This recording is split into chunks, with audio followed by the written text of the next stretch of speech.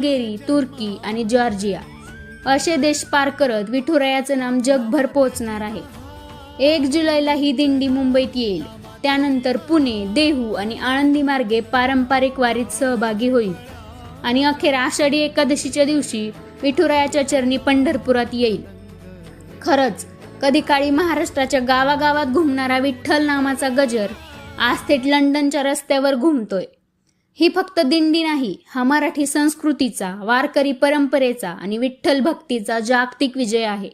आणि हे सगळं शक्य झालं एका मराठी माणसाच्या स्वप्नामुळे.